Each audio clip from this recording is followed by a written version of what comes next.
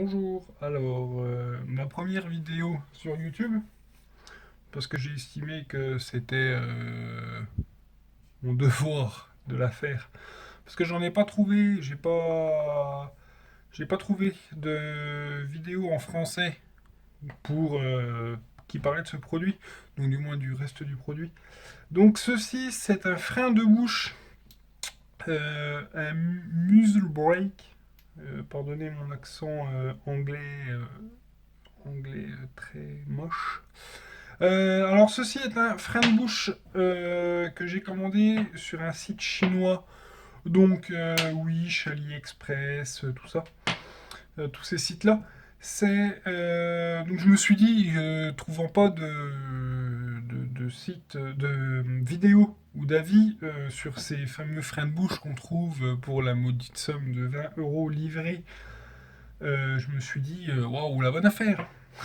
Alors je comprenais pas pourquoi les freins de bouche qu'on trouve en France, qu'on trouve les freins de bouche qu'on trouve chez notre armurier ou même sur internet, enfin n'importe quel revendeur d'accessoires ou d'armes en France, tous les freins de bouche, on va dire de bonne qualité, voilà, de bonne qualité pour faire du tir ou de la chasse d'ailleurs, étaient à plus de 100 euros. Je me suis dit, ah bah, c'est bizarre, 100 euros, je dis les Chinois ils le font à 20 euros, donc on va voir les Chinois. Donc j'ai commandé sur AliExpress un frein de bouche. Donc c'est pour une carabine, c'est pour du 30-06, donc du 7,62 par 63. Voilà. Pour faire du tir longue distance, ou non, plutôt du tir moyenne distance. Donc j'ai acheté ce fameux frein de bouche, donc livré donc, dans une bonne enveloppe blanche chinoise, livré dans ce petit étui en plastique, voilà, comme ça. Alors avec un écrou, alors pardonnez-moi pour la luminosité, hein, je suis pas youtubeur, avec un écrou, donc le filetage diamètre 14 par 100, voilà. Donc un contre-écrou, qu'on voit pas très bien, désolé, un contre-écrou, une bague qu'on met entre le contre-écrou et le frein de bouche pour avoir une surface parfaitement plane. Mais le souci, c'est que, alors, à l'œil comme ça, je ne sais pas si vous verrez correctement, à l'œil, on est au moins à 10 mm d'épaisseur avec l'entretoise et le contre-écrou. Sachant que pour une Abolt, dans mon cas, une Browning Abolt en 30-06, après le calibre importe peu, euh, les moyennes des filetages, c'est 15 mm environ. J'ai relevé à peu près 15 mm de filetage. Donc ça veut dire que si là, oui, on est à plus on est à 12 mm, je crois bien.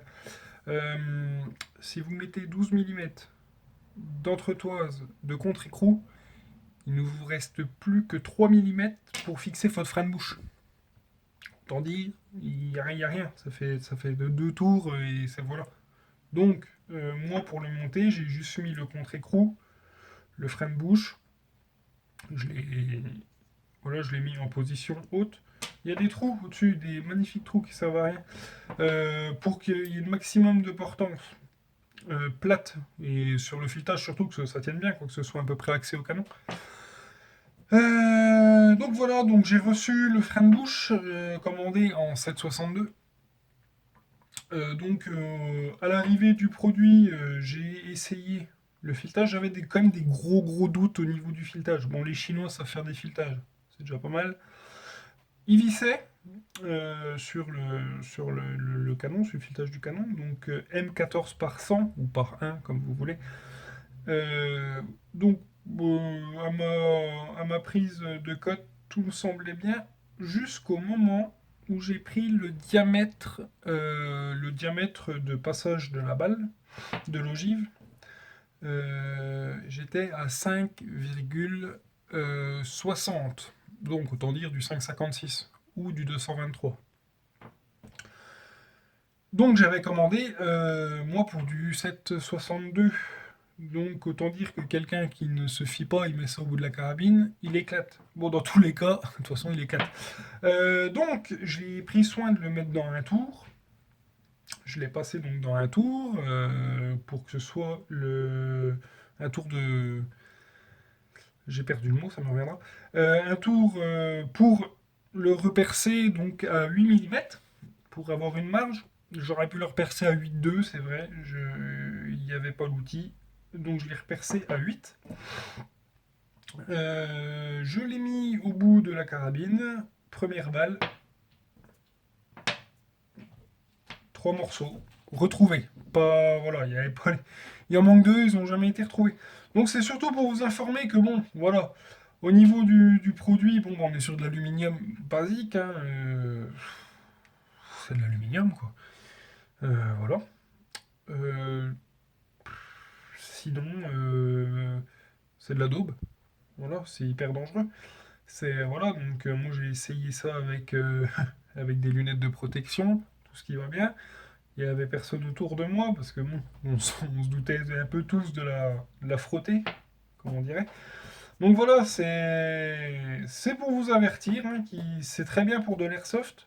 C'est peut-être bien pour du 22 à la limite, pour faire une décoration, même si un frein de bouche sur du 22, c'est concrètement c'est juste de l'esthétique.